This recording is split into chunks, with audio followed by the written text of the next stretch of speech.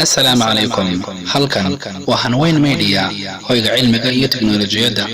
Haddii aad jeceshahay horumarkeena, fadlan channelkan subscribe inoo dheh, kuna xirnaa goor kasta oo noqo dhiirigeliyaheena koowaad. waad ku mahadsan tahay booqashadaada.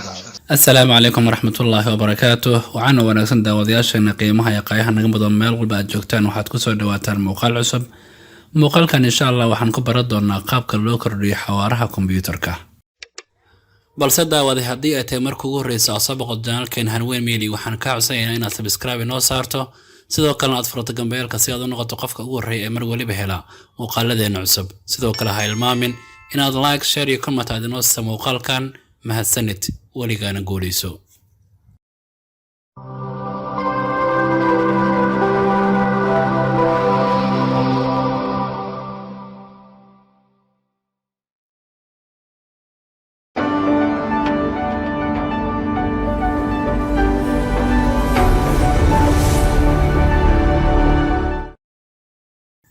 soo dhow markale daawade. insha Allah muuqaalkan waxaan ku baran doonaa qaabka loo kordhiyo xawaaraha kombiyuutarka. dabcan waxaa jira muuqaal aan hore u soo gudbinay kaas oo ka hadlayo qaabka loo kordhiyo xawaaraha kombiyuutarka.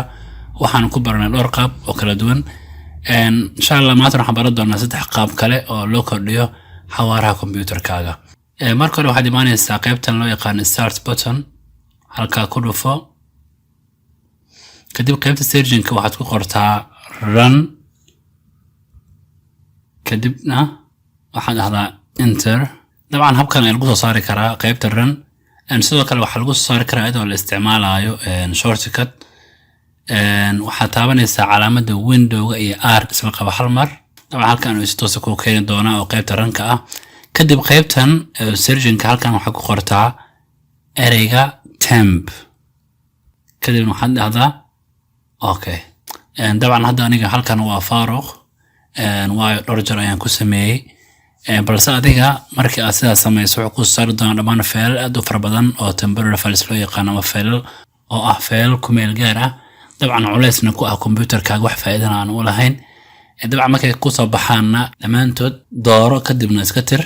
sidoo kale mar kale ayaad leedahay control R ama run. markan waxaad qoraysaa ereyga loo yaqaano prefetch. okay, prefetch waa PREFETCH.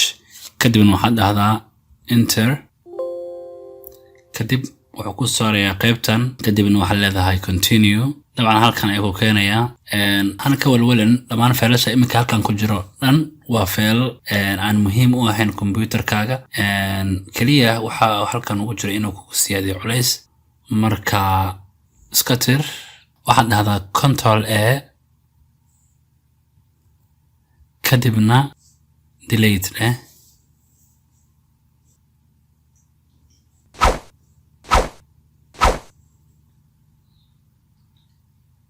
dabcan waxaa jiro waxyaabo qaar waxaa jiro aan tirmayn. sababta la xiriirtana waxaa waaye faylal igala xiriira ayaa furan oo imka ku shaqaynaysaa. marka halkan text ka saar kadibna skip dheh. okay, kadib iska xir. mar kale ku laabo window R.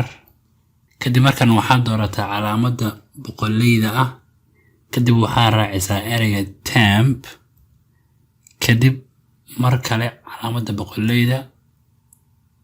kadibna enter dheh. dabcan halkan sidoo kale waxaa ku jira fayl aan loo baahnayn oo muhiim ahayn.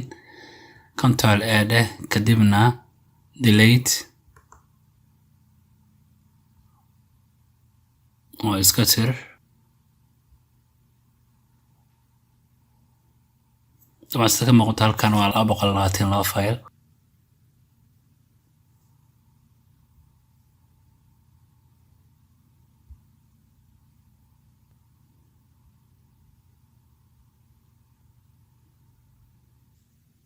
markay hawsha dhamaatana iska xir halkan, iska cancel. kadibna waxaad imaataa qaybtan koronta recycle bin. halkaa fur fiiri dhammaan faylasha iminka lasoo tirtiray halkan ayaa lagu soo dhigay. marka waxaad dhahdaa empty recycle bin kadibna yes leh dabcan halkan waxa ku jira 362 shay dhamaantoodna waa feel aan muhiim ku ahayn kaliya culays ku siyaadinaya computerkaaga marka sidan ayaa fiican marka si joogto inaad u samayso toddobaadkii hal mar ama laba mar iyo marka soo ka diraanto culays computerkaaga dabcan waxaan rajaynayaa muuqaalkan inaad ka faa'iidaysato badan aad ka baratay qaabka loo kordhiyo xawaaraha computerka isla markaana computerka looga qaado culayska inta la tirtirayo feelasha aan muhiimka u ahayn haddaba walaal muuqaalka intaadan ka bixin waxaan kaa codsanaynaa haddii aad ku cusub tahay kanaalka inaad subscribe noo saarto muuqaalkan aad like noo siiso waad ku maasantahay dabcan daawashada muuqaalkeena muuqaalka xiga intaan kulmi doono waa walaalkiin Cabdirasaaq Cabdullaahi oo ku dhaafay sida ay nabadgelyo wassalaamu calaykum waraxmatullaahi wabarakaatuh